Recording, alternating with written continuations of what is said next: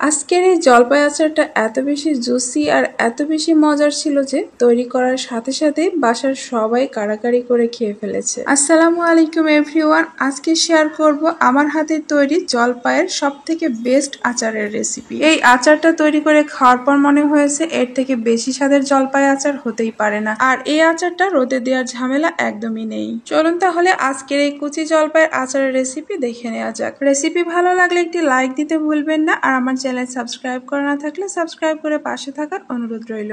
প্রথমে নিয়ে নিচ্ছি 500 গ্রাম একটু বড় সাইজের জলপাই, আর জলপাইগুলোর বোটাগুলো ছাড়িয়ে নিব।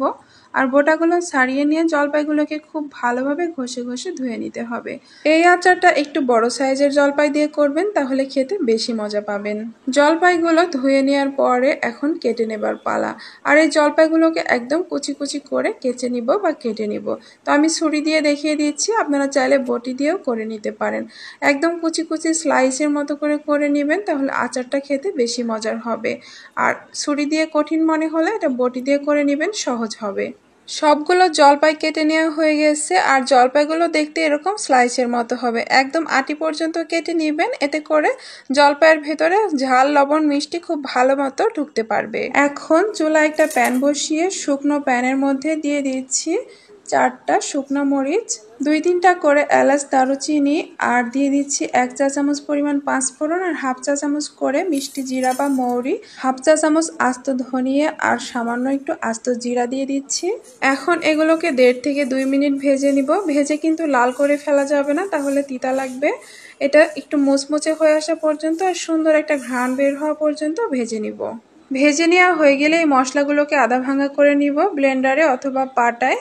তো এখন প্যানের মধ্যে দিয়ে দিচ্ছি 3 টেবিল চামচের মতো সরিষার তেল। তেলটা গরম হয়ে আসলে 2-3টা শুকনো মরিচ দিয়ে দিলাম, আর আমি এখানে আস্ত মরিচই দিলাম শুধুমাত্র ঘ্রাণের জন্য।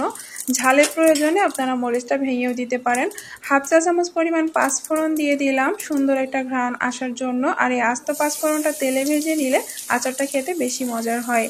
একটা বড় সাইজের রসুন এরকম একটু থেতলে বা ছেঁচে দিয়ে দিলাম, এতে করে কিন্তু রসুনের ঘ্রাণটাও খুব সুন্দরভাবে অ্যাডজাস্ট হয়ে যাবে। এখন দিয়ে দিব কিছু গুঁড়া মশলা, এর জন্য স্বাদমতো লবণ, হাফ চামচ করে হলুদ গুঁড়া, ধনিয়া গুঁড়া, জিরা গুঁড়া আর লাল মরিচের গুঁড়া দিয়ে দিচ্ছি। এগুলো জলপাইয়ের পরিমাণ অনুযায়ী কমিয়ে কিংবা বাড়িয়ে নিতে পারেন। অল্প কিছু সময় বা কয়েক সেকেন্ড নেড়েচেড়ে নিয়ে এখানে হাফ চা চামচ গুঁড়া করা সরিষা দিয়ে দিচ্ছি, চাইলে সরিষা বাটাও দিতে পারেন। 2-3 সেকেন্ড ভেজে নেওয়ার পরে দিয়ে দিচ্ছি স্বাদমতো খেজুরের গুড়। আপনি চাইলে এখানে চিনিও ব্যবহার করতে পারবেন, আমার হাতের কাছে গুড় ছিল তাই আমি গুড়টাই দিয়ে দিলাম। এখন আস্তে জালে গুড়টাকে গলিয়ে নিতে হবে। এই পর্যায়ে চুলার আঁচটা বাড়ানো যাবে না, তাহলে কিন্তু গুড়টা পুড়ে গিয়ে তিতা লাগবে। আস্তে জালে রাখবেন, তাহলে কিন্তু এটা আস্তে আস্তে পানি বের হবে। আর এর মাঝে দিয়ে দিচ্ছি 1 টেবিল চামচ পরিমাণ সাদা সিরকা বা ভিনেগার। তা ভিনেগারটা আমি অল্প পরিমাণ দিলাম, বেশি ভিনেগার দিলে আমার কাছে কেন জানি আচারটা খেতে ভালো লাগে না। শুধুমাত্র আচারটা একটু ভালো রাখার জন্য হালকা একটু ঘ্রাণের জন্য 1 টেবিল চামচই দিয়ে দিলাম। এরপরে দেখুন আস্তে জালে জাল করতে করতে গুড়টা খুবই সুন্দরভাবে গলে ক্যারামেলের মতো হয়ে গেছে। আর তেলের উপরে গুড়টা এরকম একটু কষিয়ে বা ভেজে নিলে কালারটা কিন্তু অনেক সুন্দর হয়। আচারের ভিতরে কোনো রকম পানি ব্যবহার করা যাবে না, তাহলে কিন্তু সেই আচারটা থাকবে না। এখন সেই কেটে নেওয়া জলপাইগুলোকে দিয়ে দিলাম। চুলার আঁচটা মিডিয়াম টু লোতে রেখে জলপাইগুলোকে রান্না করতে থাকবো যতক্ষণ না সেদ্ধ হয়ে আসছে।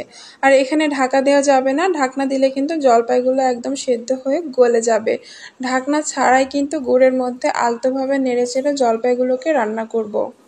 পুরোটা সময় জুড়ে চুলার আঁচ কিন্তু মিডিয়াম থেকে একটু কমিয়ে রাখতে হবে, তা না হলে গুড়গুলো শুকিয়ে যাবে, জলপাইয়ের ভেতরে ঢুকবে না। তাই আস্তে জালে একটু সময় নিয়ে প্রায় আধা ঘন্টা থেকে 45 মিনিটের মতো সময় নিয়ে জলপাইগুলোকে রান্না করতে হবে। কিছুক্ষণ নাড়াচাড়া করতেই দেখবেন জলপাই থেকে কিছুটা পানি ছেড়ে দিবে, তো সেই পানিতেই কিন্তু আচারটা খুব ভালো মতো হয়ে যাবে। এই পর্যায়ে প্রথমে যে শুকনো মশলাগুলো ভেজে গুঁড়া করে রেখেছিলাম সেখান থেকে 1 চা চামচ পরিমাণ দিয়ে দিচ্ছি। সবটুকু দিব না, আমি অন্যদিন অন্য আচারে ব্যবহার করব। 1 চা চামচ পরিমাণই কিন্তু এই আচারটুকুর জন্য যথেষ্ট। সব ধরনের মশলাগুলো অল্প অল্প করে অ্যাড করলে দেখবেন খুবই টেস্টি হয় আচারগুলো। আর কোনো মশলা অতিরিক্ত ব্যবহার করলে সেই আচারটা খেতে কিন্তু অতটা ভালো লাগে না, তিতা তিতা লাগে। জলপাইগুলো এই পর্যায়ে দেখুন খুবই ভালো মতো সিদ্ধ হয়ে এসেছে, আর চামচ দিয়ে খুব বেশি নাড়াচাড়া করা যাবে না। বেশি নাড়াচাড়া করলে জলপাইয়ের এই কেচে নেওয়া অংশগুলো কিন্তু খুলে যাবে। আমি একটু চামচের সাহায্যে দেখিয়ে দিচ্ছি কত সুন্দরভাবে সেদ্ধ হয়েছে, আর স্লাইসগুলো কত সুন্দরভাবে হয়েছে। আর এই স্লাইসের ভিতরে কিন্তু এই ঝাল, লবণ আর এই গুড়গুলো খুব ভালো মতো ঢুকে যাবে। শেষ পর্যায়ে এসে আমি প্যানটা ঝাঁকিয়ে ঝাঁকিয়ে নেড়েচেড়ে দিব, আর খুব সাবধানে জলপাইগুলোকে উল্টে দিব। আর এইভাবে কিন্তু তৈরি হয়ে গেল ভীষণ মজাদার কুচি জলপাইয়ের আচার। এই আচারটা তৈরি করে খাওয়ার পর আমার মনে হয়েছে জলপাইয়ের আচার আসলে এর থেকে বেশি স্বাদের হতেই পারে না। আপনি চাইলে কিন্তু এটার উপরে একটু বিট লবণ ছড়িয়ে নিতে পারেন। তো মোটামুটি ঠান্ডা হয়ে আসার পরে আমি পরিবেশন করে নিচ্ছি। দেখতে কতটা আকর্ষণীয় লাগছে আশা করি দেখেই বুঝতে পারছেন। এই আচারগুলো কিন্তু ভীষণ রসালো আর অনেক বেশি সফট, মুখে দিলেই মিলিয়ে যায়। আজকের এই কুচি জলপাইয়ের আচারের রেসিপি কেমন লেগেছে কমেন্টে জানাবেন। যদি ভালো লাগে অবশ্যই একটি লাইক দিবেন, আর চাইলে রেসিপিটি প্রিয়জনদের মাঝে শেয়ার করে রাখতে পারেন। আমার চ্যানেলটি সাবস্ক্রাইব করা না থাকলে সাবস্ক্রাইব করে পাশে থাকা বেল আইকনটি চেপে অল নোটিফিকেশন চালু করে রাখবেন। এতে করে আমার যে কোনো রান্নার নোটিফিকেশন আপনার ফোনে পেয়ে যাবেন। আজকে এখানেই বিদায় নিচ্ছি, আমন্ত্রণ রইল পরবর্তী রেসিপি দেখার জন্য। সবাইকে অসংখ্য ধন্যবাদ। আল্লাহ হাফেজ।